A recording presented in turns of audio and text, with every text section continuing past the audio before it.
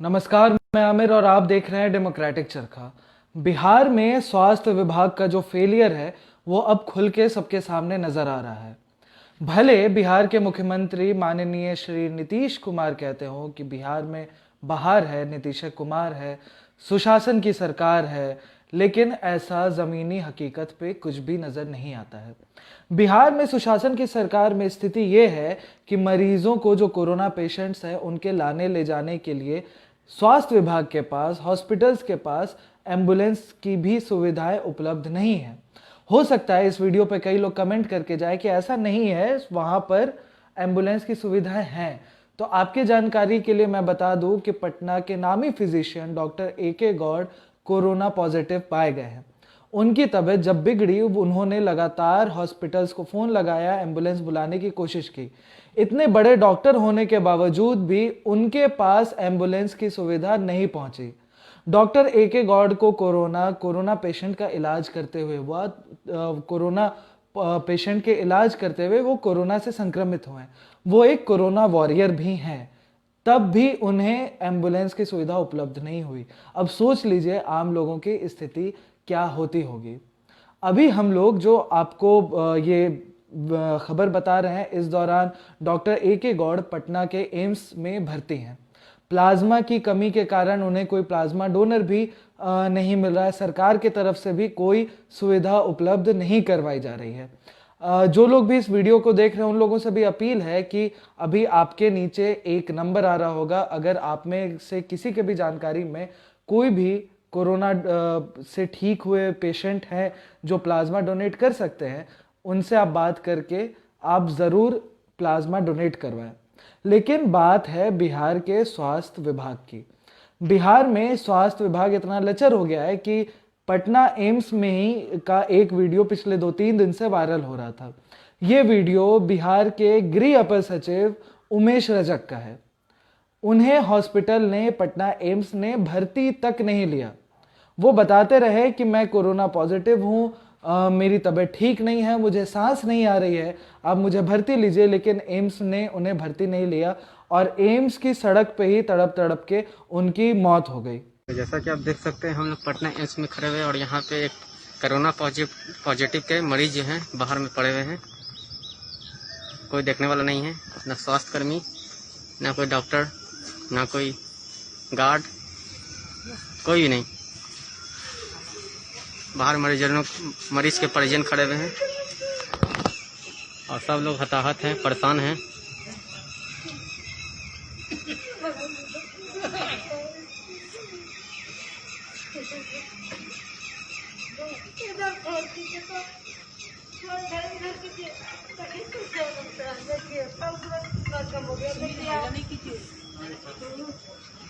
देख सकते हैं यहाँ पर भी कोरोना के पॉजिटिव हैं और ये उनके परिजन हैं, फैमिली है। आइए आगे आइए, बताइए क्या मामला है। मामला ये है कि बोले कि अंडर सेक्रेटरी है होम डिपार्टमेंट के, तो इनका ट्रीटमेंट कर दीजिए। कोविड-19 के देख के हमने नहीं लेंगे, जगह नहीं है। कहाँ से आप आए हैं? हम जगदलपुर से आए हैं, रूपसपुर गांधीपुरम से। कितना बजे आए हैं एम्स में? आया है, कितना समय हो रहा था बेटा? कितना बजे आप लोग आए एम्स में? लेकिन 11-12 बजे आए होंगे। 11-12 बजे रात्रि में? रात्रि में सब साथे आए। क्या बजे आए हैं हम लोग? 10:30 बजे। 10:30 बजे। उस घर से कोई मतलब सुनवाई नहीं हो रहा है? कोई सुनवाई नहीं हो रहा है, कुछ नहीं हो रहा है, कोई रिस्पॉन्स नहीं है। इस हॉस्पिटल में कोई रिस्पॉन्स नहीं है। पल्स रेट घट रहा है, ऑक्सीजन घट रहा है, सब चीज घट रहा है। से कितना रिक्वेस्ट किए कि आप लोग नहीं ट्रीटमेंट कीजिएगा तो कौन करेगा? आप लोग एक ऊपर भगवान है, एक नीचे आप लोग भगवान। तो जैसे कि जो कोरोना पॉजिटिव के जो संगीन है, वो उनका रिजल्ट क्या पॉजिटिव आया है क्या? पहले निगेटिव आया, अच्छा, फिर पॉजिटिव दिया। कब पॉजिटिव निकला है? आधा घंटा के बाद। यहाँ आने के आधा घंटा पहले? नहीं, अच्छा। वही थे IGMS में। हाँ, IGMS वाला क्या पहले 7 बजे नेगेटिव दिया था। 7 बजे करीब नेगेटिव आया था। हाँ, 7 उसके बजे बाद नेगेटिव आया था। 1 घंटे बाद PP किट वाले पहन के आए, ये एम्बुलेंस वाले। एम्बुलेंस वाला नहीं है। इस वीडियो के सामने आने के बाद कई नेताओं ने ट्वीट करके, रीट्वीट करके इस वीडियो को लोगों तक पहुंचाया, लेकिन इसके बाद भी सरकार के कानों तले जू तक नहीं रहेंगी और सरकार ने उमेश रजक को भर्ती नहीं किया और अंततः उनकी मौत हो गई वहीं रोड पर पड़े पड़े। अब आप सोच लीजिए, जहां पर बिहार सरकार के ही ऑफिसर को एम्स में जगह ना मिले, वहां पे इलाज उनका ना हो और उनकी मौत हो जाए सड़क पर, आप सोच सकते हैं कि वहां पे उस राज्य में आम लोगों के जीवन पे क्या गुजर रही होगी। क्या उन्हें प्रॉपर ढंग से, सही ढंग से इलाज मिल रहा होगा? आप खुद जाकर किसी हॉस्पिटल में जहां आपके आसपास कोरोना पॉजिटिव लोगों का इलाज हो रहा, वहां आप खुद जाके देखिए कि क्या स्थिति है। आपको पता चलेगा कि बिहार में दरअसल सुशासन की सरकार कभी रही ही नहीं। बिहार में हमेशा ढकोसलेबाजी की सरकार रही है। यहाँ पे सरकार ने हमेशा ढकोसला दिया है कि वो स्वास्थ्य विभाग में ये काम कर रही है, ये तरक्की कर रही है, ये सारी चीज़ें हो रही हैं। दरअसल ज़मीनी हकीकत पे इस तरह की कोई भी चीज़ें नहीं आपको दिखाई देती हैं। केंद्र सरकार ने हम लोगों को जो लॉलीपॉप दिया, हम जनता उसी लॉलीपॉप से हमेशा खुश रहें। जब माननीय प्रधानमंत्री नरेंद्र मोदी ने कहा कि हमें थाली बजानी चाहिए, दिए जलाने चाहिए कोरोना वॉरियर्स के लिए, तब हम लोगों ने दिए भी जलाए, थाली भी बजाई। हम डॉक्टर के सम्मान में सरकार ने हॉस्पिटल में फूल भी बरसाए।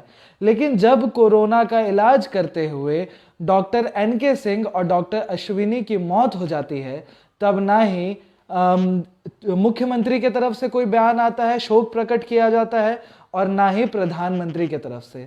हर दिन किसी ना किसी स्वास्थ्य कर्मी को, कोरोना वॉरियर को कोरोना पॉजिटिव हो रहा है, लेकिन क्या खुद उनका इलाज हो पा रहा है? कोरोना से लड़ने वाले कोरोना वॉरियर्स का भी, स्वास्थ्य कर्मियों की भी स्थिति काफ़ी ज़्यादा खराब है। PPE किट नहीं होना ये पुरानी बात हो गई। जो नई बात है वो ये है कि समय से उनका इलाज भी नहीं हो रहा है, और अगर किसी कोरोना वॉरियर की मौत हो जा रही है तो उन्हें किसी को भी उनसे कोई भी मतलब नहीं है। मतलब इसलिए नहीं है क्योंकि बिहार की जो राज्य सरकार है वो सिर्फ एक चीज पे पीछे पड़ी हुई है कि किस तरीके से वो बिहार में जल्द से जल्द चुनाव कर सके। सवाल ये है कि बिहार में कोरोना के समय में चुनाव कैसे होगा?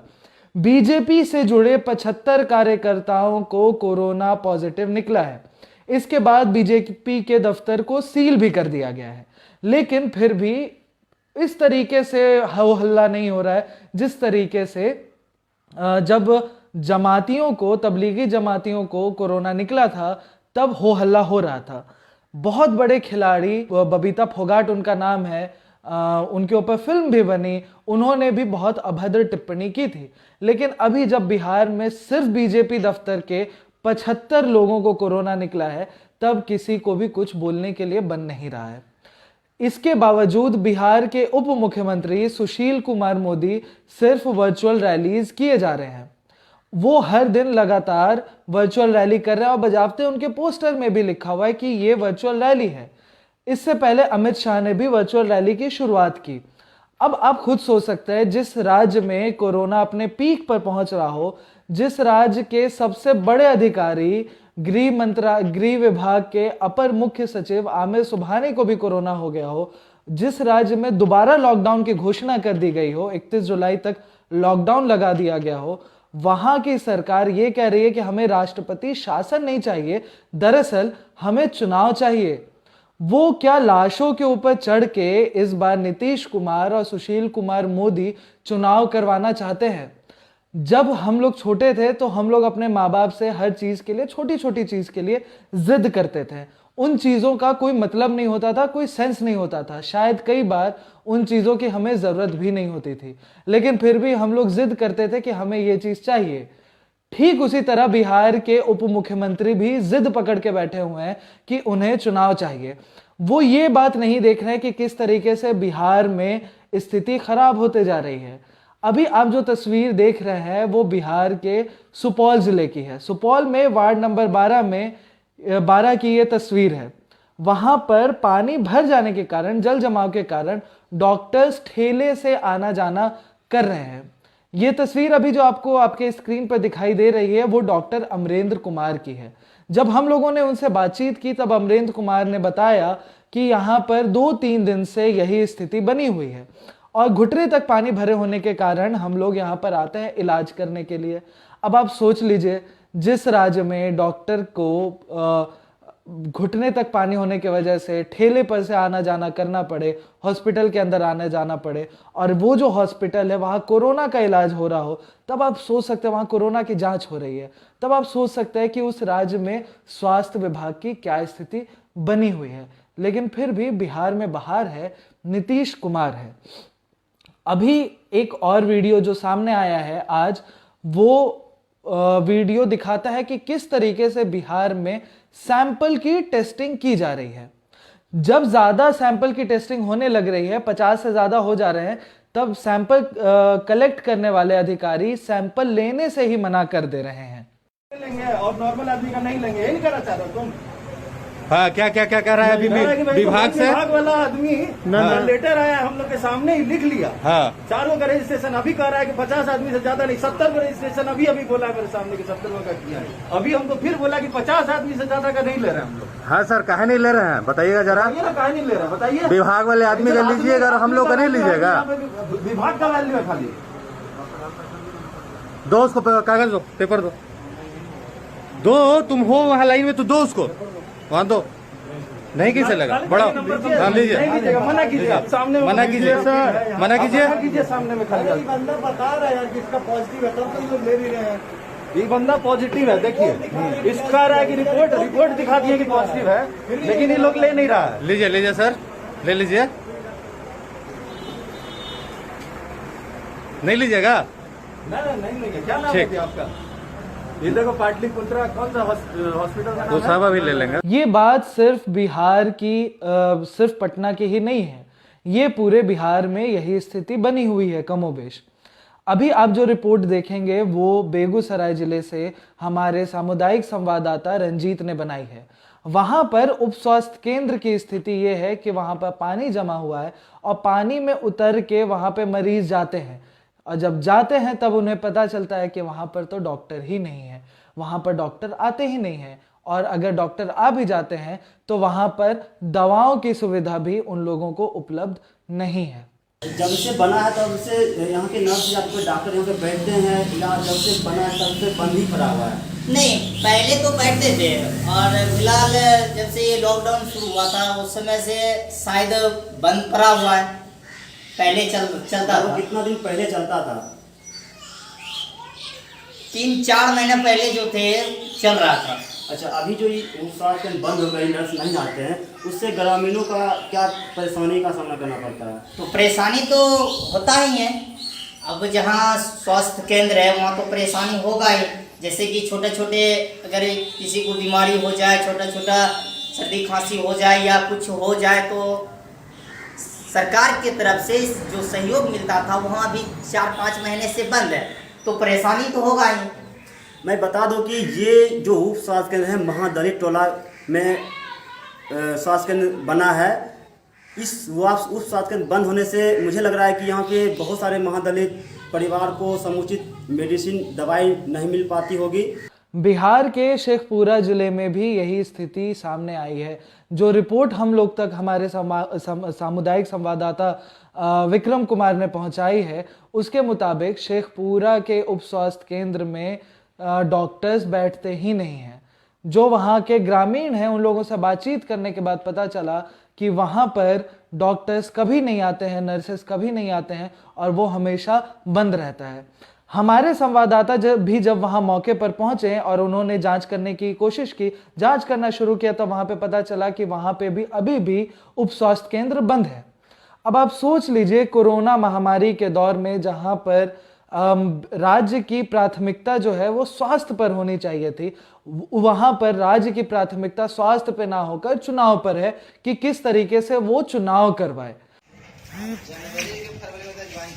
नमस्कार, मैं विक्रम कुमार डेमोक्रेटिक चरखा से बातचीत करते हैं सनैया गांव में कि यहाँ प्राथमिक स्वास्थ्य केंद्र है और प्राथमिक स्वास्थ्य केंद्र कई दिनों से बंद पाया जा रहा है, और यहाँ के ग्रामीणों द्वारा भी बताया जा रहा है कि कई दिनों से ये प्राथमिक स्वास्थ्य केंद्र बंद है, और यहाँ जब आते हैं तो जांच भी नहीं करते हैं। ग्रामीणों को कई तरह की बातचीत होती है इस प्रकार से।